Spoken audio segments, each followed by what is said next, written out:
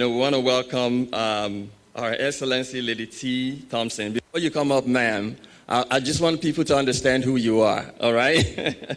So our Honorable Lady Tee Thompson is a globally recognized women and youth development expert, human rights advocate, and social impact strategist, advancing gender equality, sustainable livelihood, and inclusive economic opportunity.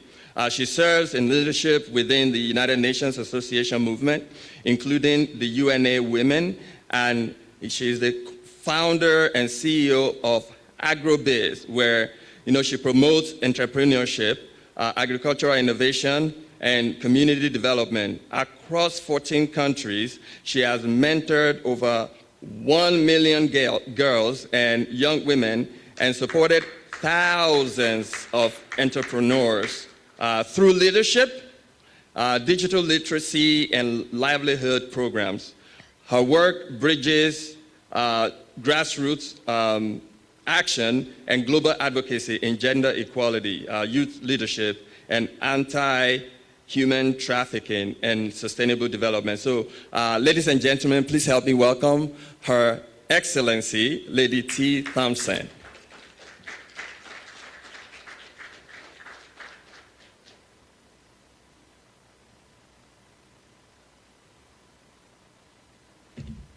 Greetings, greetings, greetings. Thank you for having me here today. It's always a pleasure to talk about women and the girl child. So I'm going to try to stay on task and do this in about 10 minutes. Somewhere across Africa, right now, as we gather in this room, there's a girl doing her mathematics homework by candlelight. She is not a metaphor. She is not a statistic. She is a fact. And the condition she works within are facts too. Measurable, compounding, and this is the critical word, preventable. The question this convening places before every person in this room is a simple one. What does it cost the world when we do not invest in her? What does it cost? And the answer is not merely troubling. It's a civilizational indictment. Nearly 2.4 billion working-age women live in economies that do not grant them the same rights as men. On average, women across the world hold just 3/4 of the legal rights available to men. Think about what it means to begin every economic endeavor at 75%. To enter every marketplace pre-disadvantaged by law. Laws in 101 countries allow financial institutions to make it harder for women to access loans. 34% of countries resist women or restrict women from working in certain jobs and industries entirely. 93 countries are not legally required to provide equal pay for equal work. In 65 countries, women face industry restrictions when seeking employment. More than 1 billion women remain entirely outside the formal financial system. This is not a pipeline problem. This is not an attitude problem. This is a constructed architecture of exclusion, built into laws, embedded in policy, and reinforced by social norms that Energy poverty compounds at every level. When we look upward toward the rooms where resources are allocated and policies are made, the picture does not improve. Women lead only. Global 5, there are only 53 women in global 500 companies, and that's an all-time high right now. And less than 1% of leading global financial institutions have achieved gender parity. Only 34 women serve as head of states or governments worldwide. And at this rate, equality in the highest level will take 130 more years. 130 years. And while women remain structurally absent from decision making, they are simultaneously being erased from the stories that shape public imagination. Across 116 countries, only 25% of subjects and sources in mainstream news media were women. Closing this gap will take 67 more years.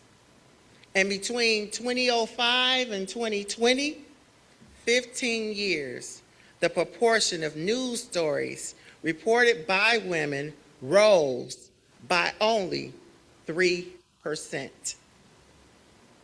Excluded from economic power, absent from political leadership, erased from the dominant narrative, these simultaneous mechanisms of invisibility operating in concert with energy poverty as the infrastructure beneath them all. And now, as the world accelerates into an artificial intelligence mediated future, we must reckon with a fourth mechanism: the systemic exclusion of women and girls from the architecture of the digital world itself. A major tech company, its AI resume screener, was found to systemically reject female applicants, even penalizing graduates from all-girl colleges. Facial recognition technology misidentifies women 18% more than men. And only 35% of STEM students in higher education globally are women. Of 133 AI systems analyzed, 44.2% demonstrated gendered bias. 25.7% exhibited gender and racial biases. And these aren't Lady T's facts. These are facts from Stanford Social Innovation Review. Females make up 12% of AI researchers, 6% of software developers, and are 13 times less likely to file an ICT patent than men. The bias is being automated. The exclusion is being encoded. And without energy access, without STEM pathways, without the fundamental infrastructure of digital inclusion, the girls of the world, of Africa, of Nigeria, will inherit a technological future designed entirely against them. Unless we act now, together. This is the landscape in which the Girls in Energy Initiative enters, not with charity, but with an architecture of its own. We begin from a principle as a foundational element of transformation. Electricity is the enabler. Development is the outcome. The model activates 5 integrated impact pathways. I was really thrilled about this, let me just tell you. 1 being clean power to school, entrepreneurial hubs, and safe public spaces. Number 2, women's economic empowerment through productive use of energy and enterprise enablement. Number 3, STEM education and digital inclusion, building the next generation of innovators. Number 4, healthcare resilience through powered facilities and relied cold chains. And number 5, sports as a community transformation multiplier, the pathway that changes everything. Why sports?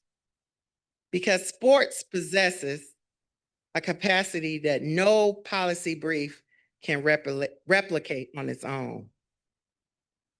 Think about that. Sports is that powerful.